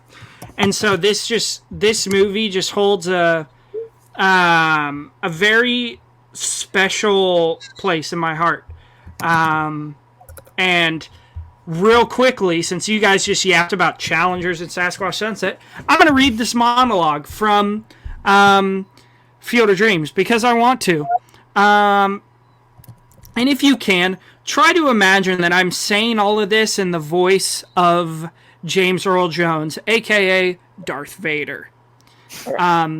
Ray, people will come, Ray. They'll come to Iowa for reasons they can't even fathom. They'll turn into your driveway, not knowing for sure why they're doing it. They'll arrive at your door, as innocent as children, longing for the past. Of course we won't mind if you look around, you'll say. It's only $20 per person. And they pass over the money without even thinking about it. Whereas money they have and peace they lack. And they'll walk off to the bleachers and sit in their short sleeves on a perfect afternoon and find they have reserved seats somewhere along the baselines where they sat when they were children. And cheer their heroes. And they'll watch the game, and it'll be as if they've dipped themselves into magic waters. The memories will be so thick they'll have to brush them away from their faces. Oh, people will come, Ray. The one constant through all the years, Ray, has been baseball. America has rolled by like an army of steamrollers. It's been erased like a blackboard, rebuilt and erased again, but baseball has marked the time. This field, this game, is a part of our past, Ray. It reminds us of all that once was good and that could be again. Oh, people will come, Ray. People will most definitely come. It's like my all-time favorite monologue. It is just so damn good, and this movie it makes me cry every time. I'm not kidding you. I've seen this movie upwards of 20 times, and I cry every time. And God, it's just so excellent. Kevin Costner's great. James Earl Jones is great. Ray Liotta is great. Yeah, just masterclass. And then right before we reviewed this we started recording, I watched The Equalizer for the first time. Antoine Fuqua just out here doing cool guy shit. Have you looked at this guy's filmography? Like, he's got Training Day, Southpaw, all the Equalizer movies. He's just like, I just want to make cool guy. What? The Equalizer's fucking awesome. I saw it. Dude, it was so good. He made The Guilty, The Magnificent Seven, Olympus Has Fallen. Cool peak. Bro is just cooking. Yeah. Hell yeah. But yeah, those are my last two. Jagger, you want to finish up your last ones? Yeah, I have two more as well. Okay, Jagger, while you do that, I'm going to go use the bathroom so you guys can yap about these. Okay, Dance is a 45-second Nathan Fielder short that I think about frequently, so I decided to watch it because the Shakira song came on the radio, and I watched it, and I laughed. 45 seconds. That's all I have to say about that one. And then I showed my aunt and uncle Priscilla because my aunt's favorite filmmaker is Sofia Coppola, and she hadn't seen it. And my uncle likes Elvis Presley, so we decided to watch it. And man, watching that with someone that likes Elvis Presley is something. Bad time. There's a lot of disappointment and sort of shock and sort of a sense of denial for a good half of it, and then there's yeah, that might be right. I haven't seen it. I want to watch it though. I want to watch Lost in Translation before I watch Priscilla though. That's fair. Also, watch. I haven't seen any Sofia. What's that? Watch the Bling Ring. Bling Ring's super. Oh yeah, I haven't seen any Sofia Coppola movies. It's really a lot of great movies on that filmography. Yeah, fuck Elvis. Me and Trey have both said it before. Right, Trey? It's good songs though. Right, Trey? What? Fuck Elvis. What? Fuck Elvis. Yeah, Terrible dude. Terrible person. Has some... Actually, no. He has some... Elvis is a great cover artist. Elvis is not a great artist. Elvis is a great cover artist. Yeah. Are You Lonesome Tonight? Use in Brighter Summer Day. That's pretty good stuff, though. I must say. It's fine, but the majority of his top take his top 10 most popular songs. He's really only written one of them. All of them are covers from black musicians that he ripped off. That's true. It's the same thing with the Beatles. It's the same thing with the Stones. Okay. It's conversation. I'm not saying they're bad, but I'm just saying they're really good cover artists. Yeah, that's fair. Heck yeah. Gotta hate Elvis. Shall we yap about Hacksaw Ridge really quick? Yeah. We'll do La La Land, and then I'm going to sleep. Or wait. Speaking of hating people, Mel Gibson. Yeah, I have a lot of qualms with Mel Gibson, so I decided not to watch this one just for the sake of. I heard your review saying it's preachy, and knowing Mel Gibson, I decided to. Yeah, the one question that came up for me at the end. Do you think Mel Gibson is a Christian? Oh, he's got to be. What do you think about that? Could it not be more obvious from this movie? Dude, okay. No, I think genuinely. I think this movie is. Mel Gibson can direct the fucking shit out of a movie, dude. He knows how to direct. He captivates. Like, this is over 2 hours long. This movie blows by. It's very entertaining. Andrew Garfield, what a king. Vince Vaughn, Sam Worthington, both amazing in it. Really forgot about how great Sam Worthington is in this. Yeah. Dude, Trey, the scene when he's covered in dirt and he's like, "You gotta trust me." Oh, that whole scene, not scene, but like 20-minute segment when he's wrapping them in the rope and bring them down the cliff. I cried. Yeah. I'm not gonna lie. Dude, yeah. It's such a well-made movie. Oh, sorry. And the performances are so good. Score's good. The violence is nuts. This movie is so graphic. Dude, there was a few scenes that had me laughing. It was like Eli Roth violence. Dude, there's so many scenes where a man will sit up and immediately get pieced straight through the head. There's that one scene, Trey, where that dude's laying down and he sits up and starts screaming and shot through the back of the head. Is it a bad sign that I had to pause the movie because I was laughing so hard? Dude, okay, Jagger, there's this scene where this guy, he's wounded and he's laying down and a guy goes up to him to try and rescue him and the wounded guy sits up and starts screaming and a bullet goes through the back of his head and explodes his face. And then the dude that he was screaming at also gets shot in the face. This movie is insanely violent. It's one of the most graphic war movies I've ever seen. Well, Mel Gibson also did The Passion of the Christ. Oh yeah, that's a movie that exists. But I think Hacksaw Ridge is really well paced. It sets up Andrew Garfield's character really well. Because do you know the plot of this? No, I looked nothing at it. So Andrew Garfield is a character who's had some trouble with his dad in the past, and spoilers. And he almost killed his brother when they were kids because they were wrestling and he hit him in the head with a brick. Yep. Oh. And then his dad was abusing his mom, and he almost shot his dad. So because his dad is a World War I veteran. It's fuck, what's his name from the Matrix? Anderson. Oh, God, V for I can't Vendetta. think of it. Oh God, what's his name? I can't think of it right now. That guy. Yeah. Yeah. But basically. Andrew Garfield plays Desmond Dawes, who's a conscientious objector. Hugo Weaving. Yeah, that's it. And he joins the military during World War II, but he refuses to carry a rifle. And that's like the whole first act of the movie is them trying to get him kicked out of the military because he won't carry a rifle because he's he wants to be a combat medic.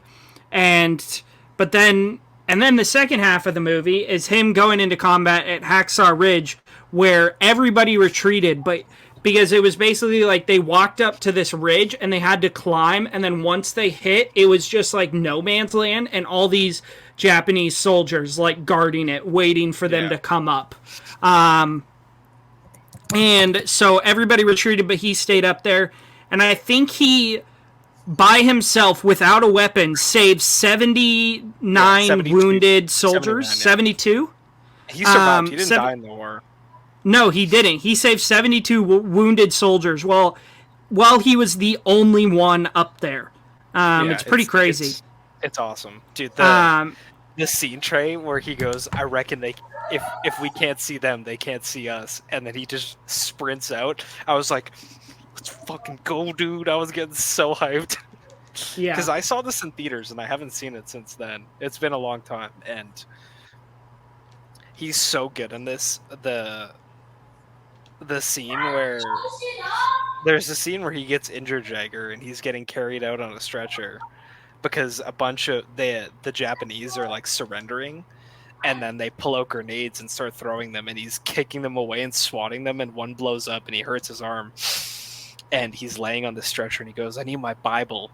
Again, Mel Gibson, mega Christian, but he's like, I need my Bible. And I was like, and all of his like the first act of the movie when he's in training camp, his like battalion are beating the shit out of him. They send him to prison, they put him on trial, they beat the shit out of him, they hate him, and then he starts saving everybody, and they're like, damn, you're kind of the man. Like, this is an America fuck yeah type movie. And I'm not even American, but it's very entertaining, and it's just like the last act, everyone's rallying. There's this scene before they come down Hacksaw Ridge right at the end, and they're about to go back up, and they're like, all right, we're gonna go back up, and somebody's like, what are you guys waiting for? And they're like, we're waiting for Private Doss to finish praying for us. And the entire battalion's in a line, and he's standing in the corner reading his Bible, praying. And they will not go without him. It is some hell yeah shit, dude. Oh, it's so good. I see where this La La Land conversation's going, so I kind of have to go. But to quickly preface, La La Land, absolutely incredible. Easy 5-star. Yeah. Yeah. Oh, you're heading out? I have to, but I'll be back for the next episode on Jeff. You can drop some extended thoughts on Friday or Saturday whenever we record. Yeah. All right, see you guys. Bye. See ya. Dude, I feel bad. Yeah, dude, I loved Hacksaw Ridge. Just that we rambled for so long. Dude, don't even feel bad. He loved it, I think. Yeah, I remember really liking Hacksaw Ridge when I was younger, and man, it's a really captivating movie. It's totally American propaganda type shit, like America fuck yeah, all this. But it is a very entertaining and effective war film. It's not an anti-war film at all. It's like, no, it's not. All. It makes you, instead of making you not want to join the army, it makes you want to like get up and be like, God, let's go, which isn't great because no, it's a bad thing. No, but I'll be darned if this movie didn't entertain me. Yeah, that's fair, and that's why I gave it a 3.5 and not more. Yeah. Should we talk about the greatest movie of all time? So, we were supposed to review Barry Lyndon. We've already reviewed Barry Lyndon on this podcast. If you want to, you can go back and you can listen to that episode where we review Barry Lyndon. All the Boys Hate Michael or something like that. No, it's All the Homies Hate Joe. Oh, Joe, sorry. Yeah. We review Barry Lyndon and A Clockwork Orange. If you want to hear Jagger get very upset, you can listen to me and Trey talk about the end of A Clockwork Orange. It's really that was so really funny. It's really funny. So yeah, instead of reviewing Barry Lyndon again, we are here to review La La Land, a movie that isn't on the IMDb Top 250, but should be. Where would you place this if you made the IMDb Top 250? These are the top 250 greatest movies of all time. Where is this landing? Top 30. Maybe 25. I would have to see where I would put Babylon. Mm-hmm. But It's very high. Easily top 25, top 30, like easily top 50. Clears the top 50. It's phenomenal. Yeah. Oh, it's maybe the best musical of all time. It is the best musical of all time. It's the best romance of all time. I can't subscribe to that because I glazed before trilogy.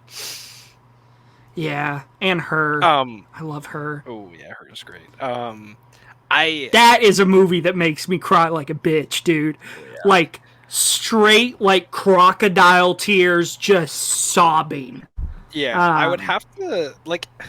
I don't think you've seen it, but All That Jazz is kind of a musical.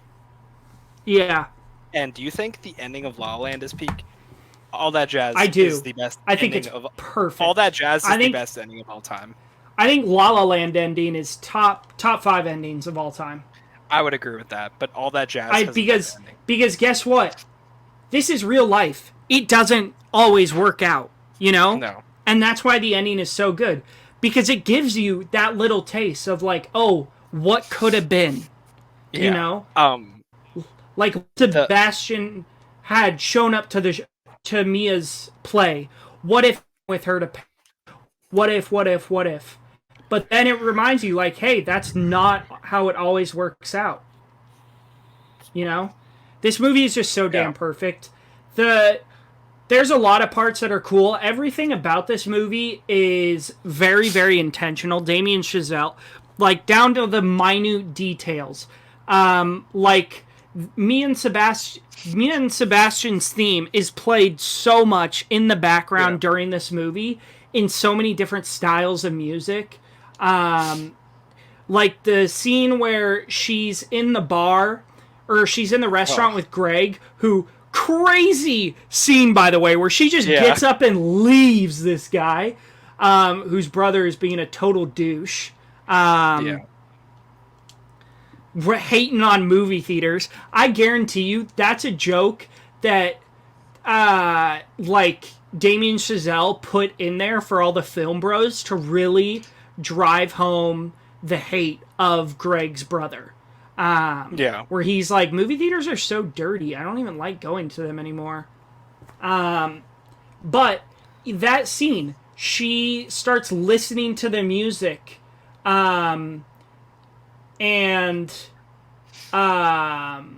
she hears a song and leaves. And the scene before that, Sebastian says,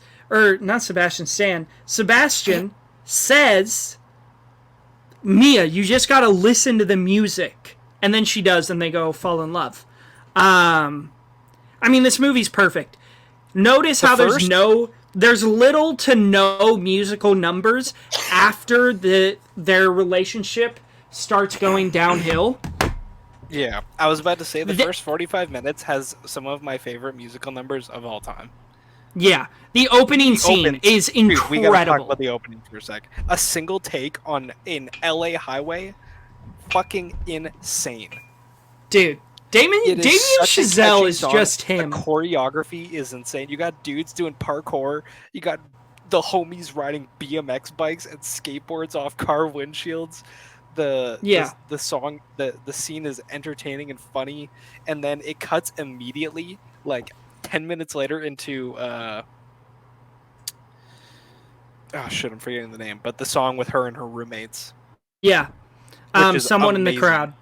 Someone in the Crowd. It's my favorite song in the entire... Dude, what a banger. Yeah, I mean, this is an incredible film. Yeah, it is so enjoyable and entertaining. As much as John Legend's character fucks Seb over and kind of poisons him into making shitty music, Light a Fire, kind of a banger. And I love seeing Damien Chazelle pick up a real artist, like a famous singer, to come in and play a famous singer, and they write a cool song. They do the live show, really fun to watch. It's fun until Mia watches it and gets depressed. God, that is the most heartbreaking movie because she watches the breakdancers. The more Ryan Gosling and the more like poppy and less like she knows like this isn't him, the worse it gets, the farther she's pushed away from the stage by other people. It's just God, dude. It is. I love the. You know, but it's like stuff doesn't always work out. They could have worked out, but then they would have to. One of them would have to sacrifice their dream. Yeah. You know. I love it's the. Sorry, go ahead. It's the right person, wrong time. You know, and I deeply relate to the movies like this because I've been in a right person, wrong time situation. I'm not going to mention names because I don't name drop on the podcast, because if one day we get famous, then that person is going to be like, heard you were talking about me on your podcast, and I was like, that was like 8 years ago. Evan knows who I'm talking about, though. Yeah, we don't. I'm taking this way too. I'm really digging myself into a hole here. I'll segue. I love that Seb honking the horn persists from the very start of the movie till the end when he picks her up to take her to the audition. When he pulls up and honks the horn, I was like, let's fucking go, dude. And then Mia's audition, like her big song at the end of the movie, is mesmerizing. Telling a story about her aunt in Paris. Oh, it's so fucking good. Emma Stone, amazing singer. Who won Best Actor this year? Because I know Emma Stone won Best Actress. Best Actor was it Mahershala Ali? He won Best Supporting. Okay, what year? This came out in 2016, so it would have been 2017 Oscars. Casey Affleck, Manchester by the Sea. Yeah, that's a W. Dude, we're running back to the same. Yeah. Would you have... Okay, no. Would you have La La Land winning over Moonlight for Best Picture? Back in 2016 or 2017, I was happy Moonlight won. I haven't seen Moonlight in a long time, so I can't give a definitive answer. But back then, I was happy Moonlight won. So here's what I can tell you. I have recently rewatched Moonlight. Or not rewatched, but watched for the first time. It's incredible. Yeah. I'm not going to say it's not. You got Trevante Rhodes in it, who I love. He is the peak of the human specimen. Just an Adonis of a man. But, I mean, do you think La La Land should have won? That's fair. But that's, again, that's just me. That's my opinion. That's my opinion! I love that clip. Also, dude, I love it's so good. The color palette of La La Land, the planetarium scene. Like, it's such a vibrant movie. The What a Waste of a Lovely Night song, incredible, by the stars. Incredible. On the lamp and the bus bench, incredible. Absolutely incredible. A waste of a lovely night. Dude, I listen to this soundtrack on a weekly basis. Yeah, it's spectacular. And this movie is so damn good. It's really great. And the ending is a marvel. It's so not good. As good as Babylon's ending, though. Still haven't watched it, so I can't really speak Just to that. Wait. We'll watch party it. Possibly. Wait, when do you start work? Tomorrow.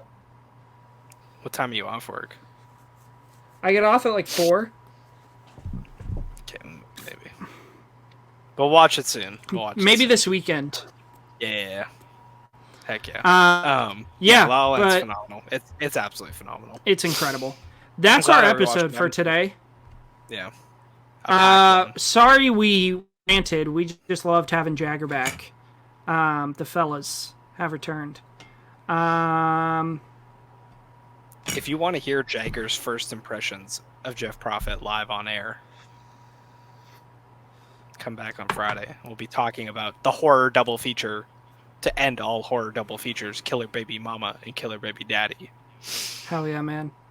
Case Block, the crime thriller of the century, which neither of us have seen. This is going to be a fresh watch. I've seen a bunch of these Prophet movies going to these episodes. Completely fresh watch for this week. I'm very excited. Yeah. All right. But yeah, we will see you guys next time on The Average Film Enjoyer.